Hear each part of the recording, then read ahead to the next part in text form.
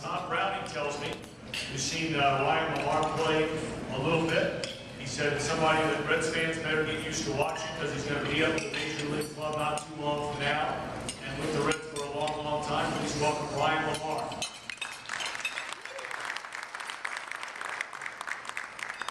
Next to him is a young man who I think 2 years in a row, or maybe this is the first year, maybe he was number 2 on the list as far as Reds prospects 2 years ago. He is the number 1 man on that list this year and is going into spring training as the Reds Major League catcher, starting catcher from opening day on, let's hope for a long, long time, Devin Mesoraco. I mentioned this fellow's name just a second ago. Had such a great Major League career. How many games in your career did you not pitch for the Reds? Two games. 12 years in the Major Leagues, 123 wins against just 90 losses, had an ERA in the 3s after that 12 years in the big leagues. And of course, authored the perfect game in September of 1988, Mr. Tom Browning. Far left here, his family assumed ownership of the franchise a number of years ago, and this is a guy really who runs a nuts and bolts day-to-day operation in every facet you can think of outside of the baseball operations end of things, Mr. Phil Castellini.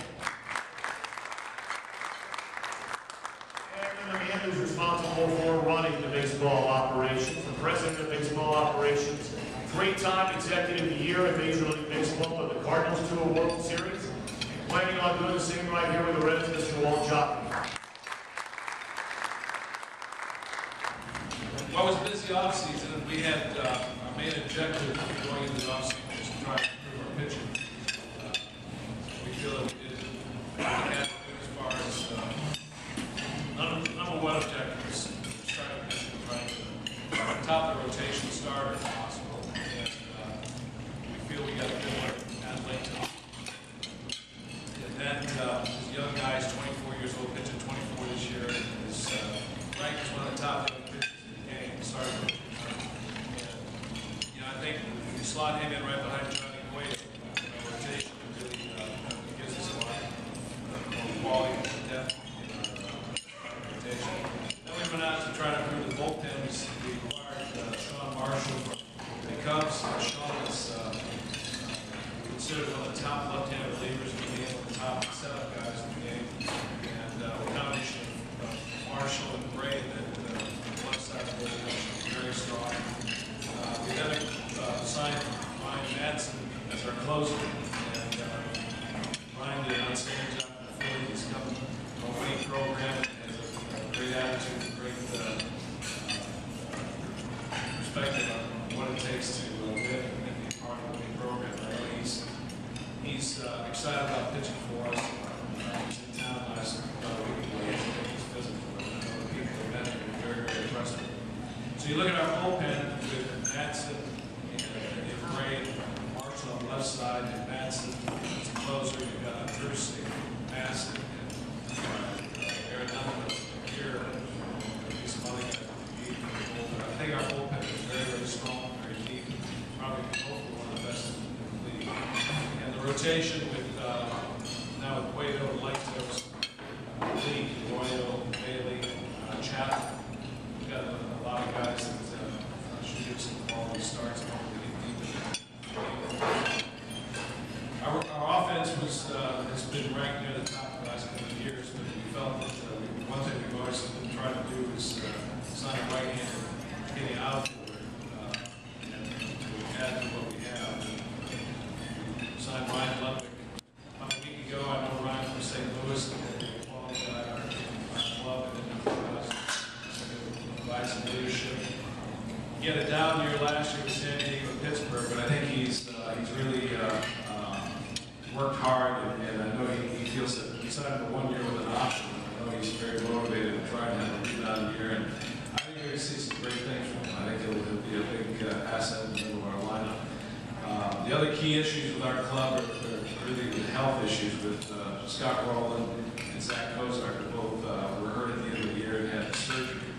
And I can tell you they're both in great shape and 100% should be ready for spring training. And especially Scott, you know, really a key part of our club. And I think that the report I had this past week from our medical staff was that he's recovered 100%. He's got the strength of the shoulder that he had before he swung the bat. And he says he feels like he's got the swing he had 3 years ago. And he's got that back and be successful. So then we acquired Wilson Valdez from Philadelphia to add to our bench. And those kind of things we're trying to do right now, just look at ways to improve the bench and upgrade our club. Awesome. So it's been a busy off season, but we're excited about the start of spring training in a couple of weeks and the start of the season coming up soon. And our fingers crossed, it'll be a great season. Bill, you've been asked pretty regularly about some of the bigger events that we have going on. I know we're still waiting on final decisions about Barry, but there are some other big weekends, including the Reds Hall of Fame weekend this summer. Yeah, thanks, Tom. Barry's got a pretty intense schedule with ESPN, so as soon as we can get a date where we'll do that weekend celebration with him, Barry Larkin Night is going to be announced and put on our website. It'll definitely be after the All-Star break, after Cooperstown, and probably sometime in August. But a couple other things that will happen before then. Probably the newest and most exciting thing we're doing this year is an exhibition game with our major leaguers playing our minor leaguers. And Brian, if you wouldn't mind standing up, showing off. Oh, you bring it in. All right, sorry. He'll stand up. Yeah, you just do a handstand. But we've got created a futures uniform that those guys will wear. That's going to be on Tuesday, April 3rd, before opening day. And tickets are going to be at a discount. There'll probably going to be about 4 different price points in the building. There'll be an interactive batting practice and infield practice where some of the guys will be mic'd up. Hopefully Doug Flynn's going to come up and MC that event a little bit and kind of give the fans a taste of what the players are working on when they're out there and have some interactions, some player meet and greets and that kind of thing. So that'll be Tuesday night, April 3rd. And then, of course, June 22nd through the 24th, Tom mentioned the Hall of Fame induction weekend where we'll be inducting Sean Casey, Dan Dreesen, and the late John Riley. So that's always a great weekend. And I really say weekend because those events really go over the entire weekend with the big gala being Sunday night. And then we already had planned a Barry Larkin commemorative cap night giveaway, which is August 18th. Really, it's a replica from Barry's 1995 MVP season. So we'll be doing that in addition to the Barry Larkin night. If not that becoming Barry Larkin night, that's still one of the dates we discussed on schedule. But as you know, May through August, May 11th through the 24th, we've got fireworks every Friday night, great giveaways Saturday and Sunday. So every weekend's a great weekend to come down and see some Cincinnati baseball. All right, without further ado, if anybody has questions, just please raise your hand. We have an intimate enough setting, I think, here we'll be able to hear you, and I'll repeat the question for those who don't. If you have a question for anybody up here, just let it rip. The Lord willing, you guys stay healthy. But this looks like a dynamite team in 2012. I don't know if you buy into that. Or the 1990 business, yay or nay? Well, I'm hoping that they are prepared to us eventually, but certainly we got the job done, so now it's going to be out there. But I don't know if we can compare any team to the 75 Reds.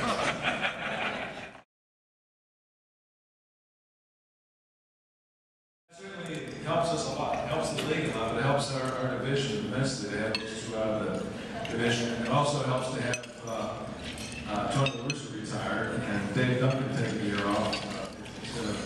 I think it should affect the Cardinals. They're still going to be a good club and still be a team to beat.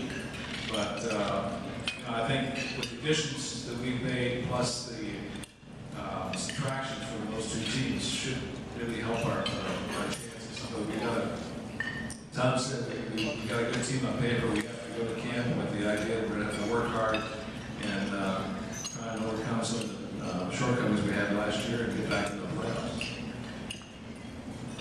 Yes, sir. After having moved that Alonso and trade for Latos, where does locking up Lotto and long-term deal stand on the Reds' priority list? Well, it's always been number 1 or number 2. Brandon Phillips and Lotto, 1 and 2. And we just felt that we've got Joey for 2 more years.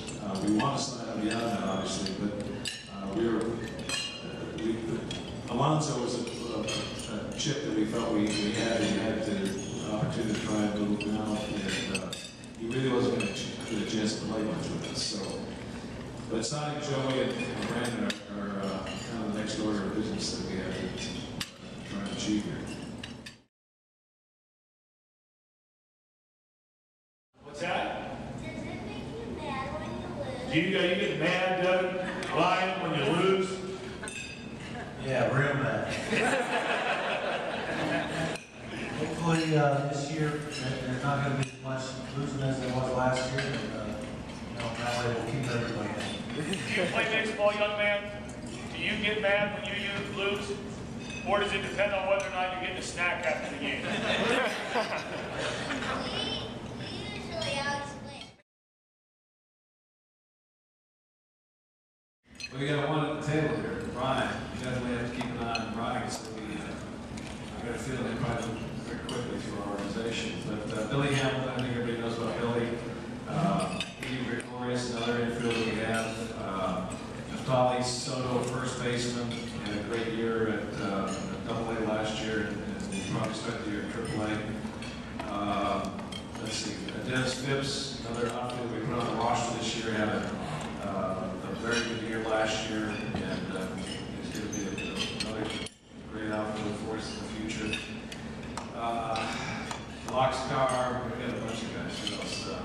Corsino, right-handed pitcher that a lot of people compare to Johnny Cueto at the same age, kind of same build and the same repertoire of pitches and so forth. There's quite a few young guys that we still have that, I know we traded a few. Tom Browning gives me a hard time about that all the time. Gotta give up a little bit to get a little bit. So. But we still have a very deep system. And our scouting department, our player development department did a great job of finding these players, signing them, and developing them.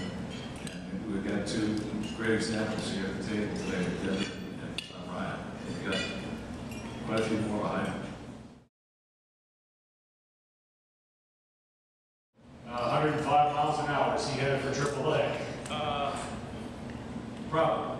I mean, unless he shows in spring training, he can be one of our 5 starters. But we're going to keep him. The plan is to make a starter, get him back in the starting rotation, and if he's not ready, then he would go to AAA. For those of you wondering, that's Aroldis Chapman. I know many of you know that already, but just in case.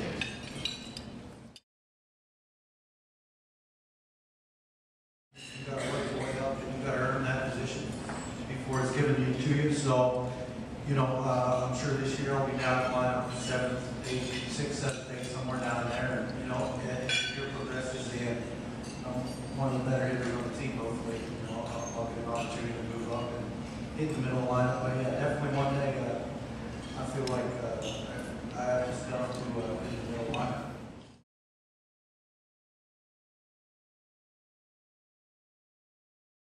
They just happen to have more hits than any of them, and he also busted his tail all the time. Having had a chance to see the Reds the last 2 years, I got to be honest with you, I really think this team hustles every single night. Now, I think we got a good group of players as far as their desire to play the game and play it hard. My point is that they're hustling out of the back of the box. Yeah. Then people, they've got to find dirt a lot of times. So they start throwing the ball around like it was Little League.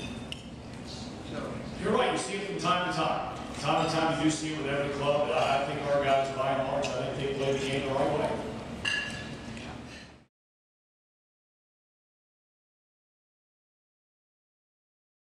Well, we'll bring him to camp and try and change his approach. And obviously, Drew has tremendous ability. I personally think he's got a chance to be an outstanding Major League center fielder for a long time. But he does have to get a little better idea of the strike zone, a better approach, and that's something that we'll be attempting to do from the beginning of spring training and trying to get him cut down on the strikeouts. But the rest of his game is pretty good. In fact, it's real good. We just need to. And I think he got kind of into a rut last year and had trouble getting out of it. We just need to start fresh this spring and start over.